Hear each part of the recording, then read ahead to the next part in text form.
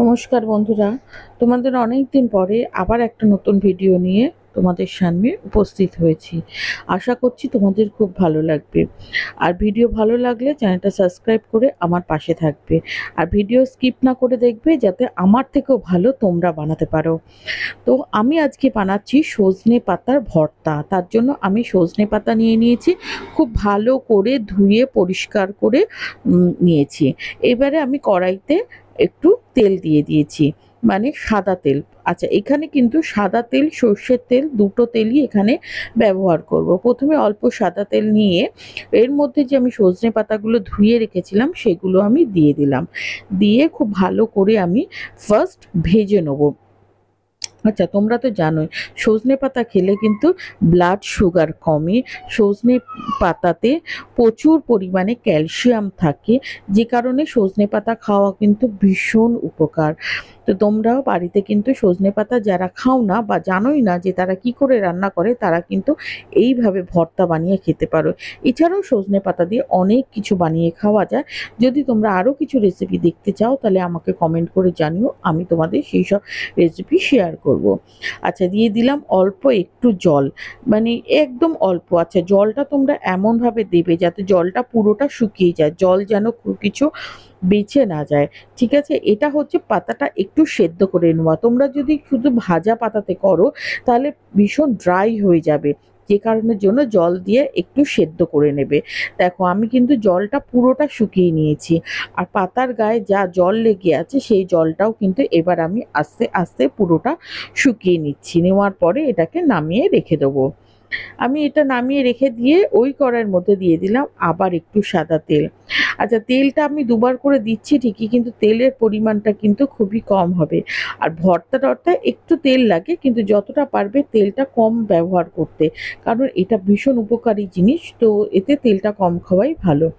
আমি নিয়েছি ১০টা রসুন কে আমি ছাড়িয়ে নিয়েছি, আর নিয়েছি ৪টে লঙ্কা আমি কুচি করে নিয়েছি। আচ্ছা, আমরা যেহেতু মাঝারি মানে ঝালটা খাই, মিডিয়াম ঝাল খাই, সে কারণের জন্য আমি এখানে ৪টে কাঁচা লঙ্কা নিয়েছি। তোমরা যদি একটু ঝাল বেশি খাও সেক্ষেত্রে কিন্তু একটু বেশি করে নিতে পারো। যখন এটা লাল লাল করে ভাজা হয়ে গেল ওর মধ্যে একটা পেঁয়াজ আমি কুচি করে দিয়েছিলাম, সেটাকে আমি ভেজে নেবো। আচ্ছা, যেহেতু আমি রসুনটা একটু লাল লাল করে ভেজে নিয়েছি, একটাই কারণে নিয়েছি, কারণ রসুনের যে গন্ধটা সেটা বেরোনোর জন্য। আচ্ছা, কিন্তু পেঁয়াজটা কিন্তু একদম লাল লাল করে ভাজবো না। পেঁয়াজের জাস্ট কাঁচা ভাবটা চলে যাবে সেই পর্যন্ত কিন্তু ভাজবো। এই দেখো, আমার ভাজতে ভাজতে পেঁয়াজের কাঁচা ভাবটা চলে গেছে। এবারে আমি এটাকেও নামিয়ে রাখবো, কারণ এর থেকে বেশি ভাজার আমাদের কোনো প্রয়োজন নেই। সে কারণের জন্য অল্প ভাজলেই আমাদের হয়ে যাবে। ১ থেকে ১.৫ মিনিট ভাজলেই তোমরা পেঁয়াজের কাঁচা ভাব চলে যাবে আর পেঁয়াজের একটা ট্রান্সপারেন্ট কালার চলে আসবে। ব্যাস এইটুকানি আমাদের করতে হবে। এবার এটা আমার হয়ে গেছে, এটাকে আমি নামিয়ে নিচ্ছি। নামিয়ে এবার যে বাটিতে আমি সজনে পাতা রেখেছিলাম সেই বাটিতেই আমি পেঁয়াজটা নিয়ে নিলাম। নিয়ে এবারে কাজ হচ্ছে মিক্সিতে পেস্ট করা। যেহেতু আমি প্যারালাইজড, আমি বিছানায় শিলনোড়াটা নিতে পারি না, সে কারণে আমি সব কিছুই মিক্সিতে করি। কিন্তু তোমরা যদি শিলনোড়া যারা ব্যবহার করতে পারো তারা শিলনোড়াতে কিন্তু বেটো। আচ্ছা, একটা কথা বলি, এটা যখন তোমরা পেস্ট করবে এর মধ্যে কিন্তু একটু তেল বা জল কিচ্ছু দেবে না। আস্তে আস্তে করবে, দেখবে হয়ে যাবে। এর মধ্যে কিছু দেওয়ার আর প্রয়োজন হবে না, তাহলে ড্রাইটা হবে। যে যেমন শিলনোড়ায় বাটলে আমরা কিছু দিই না, ড্রাই হয়, ঠিক সেরকম। এই দেখো, আমি যে পেস্ট করে নিয়েছি, দেখো পেস্টটা আমি দেখাচ্ছি, দেখো কতটা মিহি পেস্ট হয়েছে, আর একটুও কিন্তু জল নেই, কতটা ড্রাই।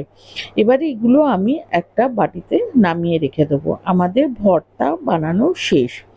এবারে শুধু শেষ হলেই হলো না, এর মধ্যে আরও একটা জিনিস পড়বে যেটাতে ভর্তার স্বাদটাকে দ্বিগুণ বাড়িয়ে দেবে। আচ্ছা, আমি একটা জায়গায় করে নিলাম। করে নেওয়ার পরে এর মধ্যে দিয়ে দেবো একটু সর্ষের তেল। সর্ষের তেল দিয়ে মেখে তোমরা না কিছুক্ষণ ঢাকা দিয়ে রেখে দেবে, যাতে সর্ষের তেলের ঝাঁঝটা তোমরা খাওয়ার সময় খুব সুন্দরভাবে অনুভব করতে পারো। আমি 1 চামচ দিলাম সর্ষের তেল, দিয়ে এটাকে খুব ভালো করে আমি মেখে কিছুক্ষণ রেখে দেবো। গরম ভাতের সঙ্গে খাবে, তোমরা বুঝতে পারবে না যে এটা সজনেপাতা। অনেকে ভাবে সজনেপাতা কীরকম টেস্ট, তাদের বলছি একবার অন্তত এটা বানিয়ে খেয়ে দেখো।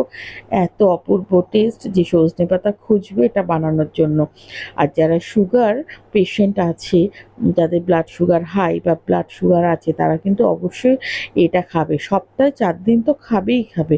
তাহলে দেখবে তোমাদের ব্লাড সুগার কতটা কন্ট্রোলে এসে গেছে। এছাড়াও সজনেপাতার আরও অনেক কিছু রান্না করে খাওয়া যায়। তোমরা আমাকে কমেন্ট করলে আমি তোমাদের সেগুলোও শেয়ার করব। কেমন লাগলো আজকের এই ভিডিওটা? আশা করছি তোমাদের ভালো লেগেছে। ভিডিও ভালো লাগলে চ্যানেলটা সাবস্ক্রাইব করে আমার পাশে থেকো। আর যারা ফেসবুক থেকে দেখছো তারা কিন্তু পেজটিকে অবশ্যই ফলো করে রাখো। আর বেশি বেশি বেশি বেশি করে কিন্তু শেয়ার করো, যাতে অন্যরা দেখেও উপকৃত হতে পারে। আজকের মতো টাটা, দেখা হচ্ছে নেক্সট ভিডিওতে। ভালো থাকবে, সুস্থ থাকবে।